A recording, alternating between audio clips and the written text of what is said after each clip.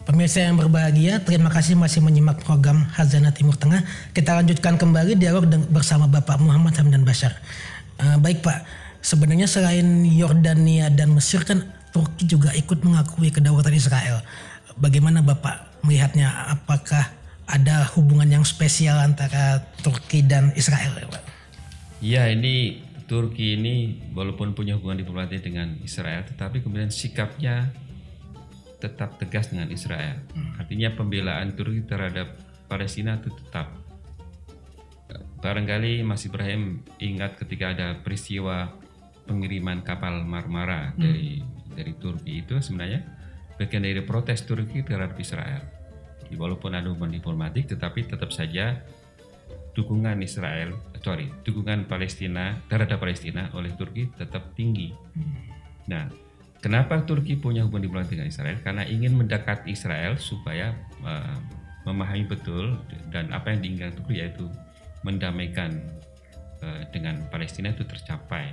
Tapi walaupun demikian, kelihatannya apa yang diinginkan Turki belum sepenuhnya berhasil. Jadi tetap saja Israel menekan posisi Palestina. Nah, biasanya dalam beberapa kesempatan pemimpin Turki tetap juga bersikap keras terhadap Israel kalau ada tekanan terhadap Palestina. Peristiwa misalnya ketika Trump jadi presiden di Amerika, kemudian ada pengakuan terhadap Yerusalem sebagai ibu kota Israel. Itu kan Turki juga negara-negara lain termasuk Indonesia kan protes dengan keras. Jadi tetap saja walaupun punya diplomatik, tapi Turki tetap menekan. Berbeda dengan misalnya Yordania dan Mesir, tidak terlalu keras sebagaimana tekanan dari Turki. Ini seperti itu Mas Ibrahim. Ya, terus kan kita kenal juga ada Knesset Pak ya, atau parlemen di Israel itu dengan puluhan partai politik yang terbesar diantaranya adalah Partai Likud, Partai Buruh, termasuk yang dibentuk oleh almarhum Perdana Menteri Ariel Sharon, Partai Kadima. Tapi ada juga selain itu partai-partai yang disebut Joint Arab List atau Daftar Arab. Ini kalau kita lihat bahkan data terakhir ada 16% warga Muslim di Israel, Pak, warga yang beragama Islam di Israel. Bagaimana Bapak melihat spektrum ideologi dari partai-partai politik itu di Knesset, parlemen Israel, dan peran partai Joint Arab List ini apa Pak, koalisi di Knesset itu sendiri? Baik, seperti yang sudah saya katakan di awal bahwa Israel memang menganut politik demokratis, tapi juga mengutamakan orang-orang atau kelompok Yahudi. Nah, di dalam perkembangannya memang kemudian memperkenalkan juga kelompok yang non-Yahudi atau kelompok-kelompok Arab ya. Yang itu sebenarnya sudah dimulai Partai Al-Arj itu dimulai tahun 1958, sudah mulai ingin berjuang di dalam Knesset, tapi tidak berhasil. Dan bahkan sempat dilarang. Tapi baru partai yang pro Arab itu punya perwakilan di Knesset. Oke, Knesset itu adalah kalau dalam bahasa kita DPR-nya Israel.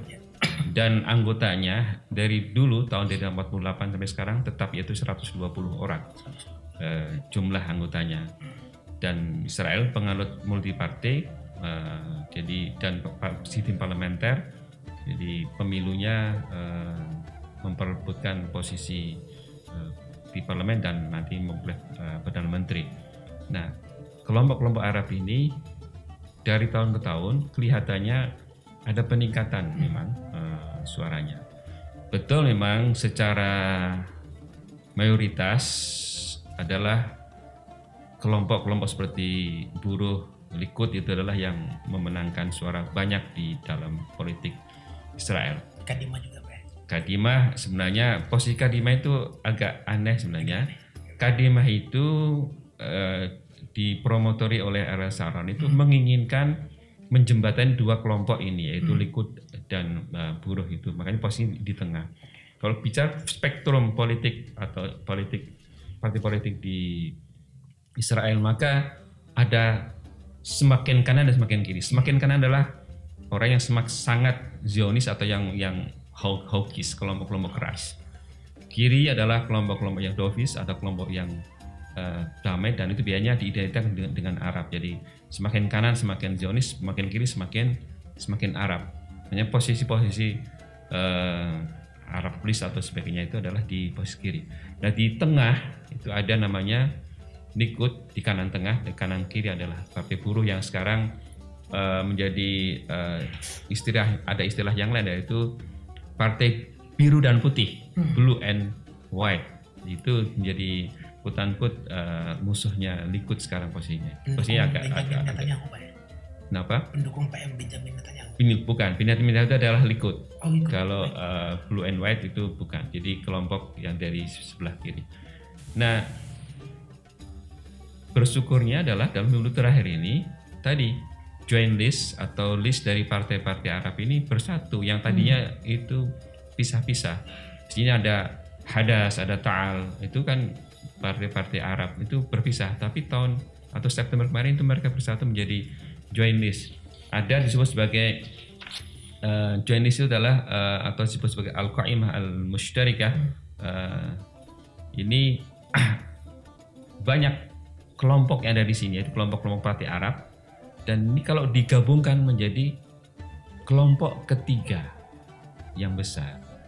Jadi ada kelompok tadi, ada Likud, ada yang sekarang adalah Blue, White and White, dan kemudian ada yang disebut sebagai joint list orang Arab. Seandainya ini kemudian partai Arab terus bersatu, itu juga bisa misalnya bersatu dengan kelompok yang kiri tengah dari kelompok Yahudi, mungkin akan memenangkan suara untuk perdamaian. Baik pemirsa, penjelasan yang sangat menarik dari Bapak Hamdan Bashar. Tadi kita dengar tentang spektrum ideologi yang ada di partai-partai politik di Israel, khususnya di Knesset. Kemudian juga kita lihat sikap Turki yang meskipun memiliki hubungan diplomatik dengan Israel, tapi tetap tegas dalam mendukung Palestina. Baik, kita masih akan lanjutkan dialog dalam Khazanah Timur Tengah. Tetaplah di Tawaf TV.